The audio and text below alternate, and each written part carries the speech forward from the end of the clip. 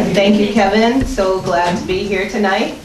I'm going to take us to the past. I'm going to honor the 2,500 enslaved women that appeared in runaway ads from the colonial times. So I'm working on a project, and these poems are persona poems taking words from those runaway slave ads.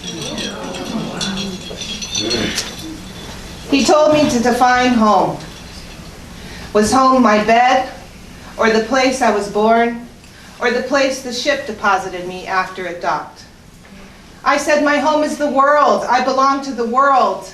And he struck me on my right cheek with a small broom. Later, he studied the wounds and wrote about changes in appearance. Some wounds staggering, long open marks, pus, yellow.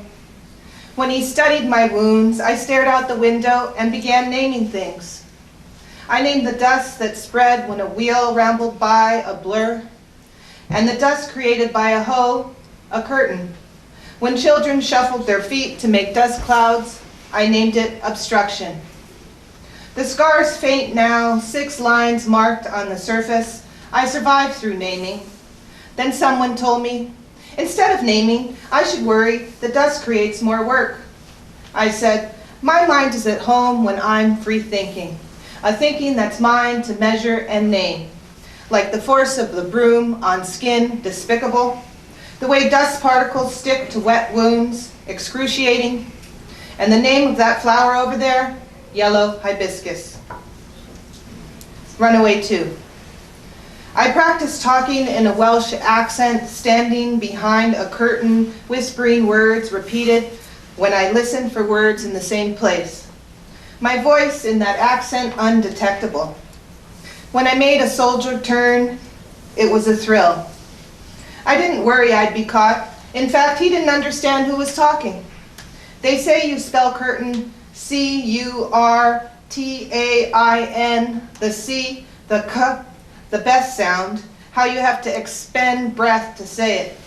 Like saying coffee, coffee, coffee, the boy next score, coffee. People called me smitten.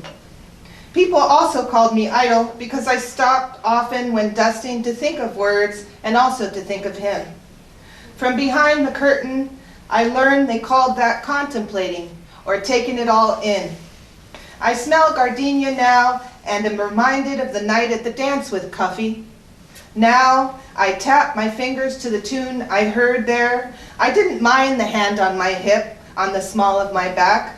Sometimes a touch is welcome. I told Cuffy as much.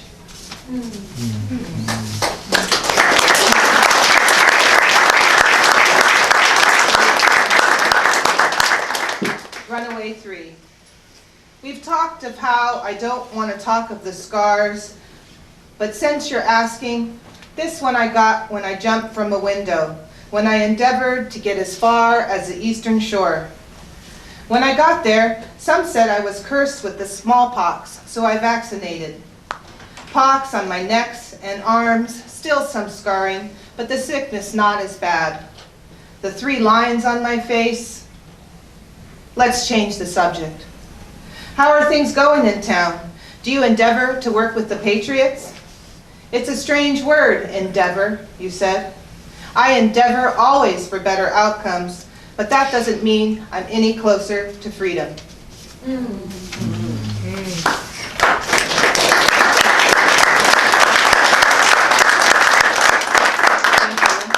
Let's have 2 more. Runaway 4. Some days in camp, we compared our luck with the French, the English, the Patriots.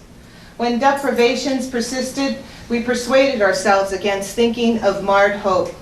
On the night of song, on my way to the meeting hall, I stopped to stare at the ocean. I stared at a ship on the horizon, one hand in my pocket, my mind arguing for dreams.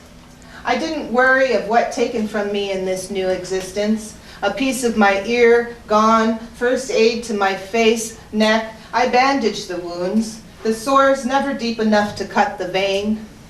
The people in camp said luck helped me heal, and they turned towards the makeshift graves in the distance. Tonight, on the night designated to sing of afar, I thumb the earbobs in my pocket, save for these remembrances. This night, we don't argue for freedom. This night, we sing its song.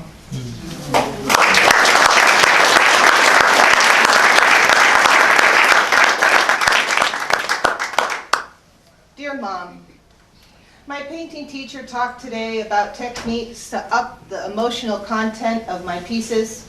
The colors, the weight of the stroke, the weight of paint on the brush, all available. So today I crisscross the canvas in dark strokes of scarlet, my emotion a longing to be near you, to talk face to face. The state I'm in, my level of freedom, a foreboding this freedom will end before I can share it with you. I try to surrender these feelings when I'm working with the brush.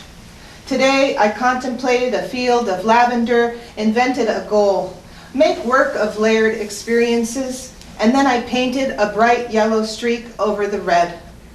Dinners here are much the same. I wear the earbobs you gave me. The Englishman is a repeat visitor. Last week we took a boat excursion, gazed at the river from bank to bank. I've begun making brush strokes in the rhythm of a paddle going through water, the brush up, then down, and up again in an arc, a rhythm I learned from ferrying in canoes with you. Is all this luxury, this leisure, this freedom worth it if we have to be apart? My latest work, A Forest of Gray, my teacher commented on how lonely it seemed, and I nodded and continued painting. My only reward for living this newfound freedom is a future with a stable life for both of us. One day, I know it, we will be together again. Love, Sue.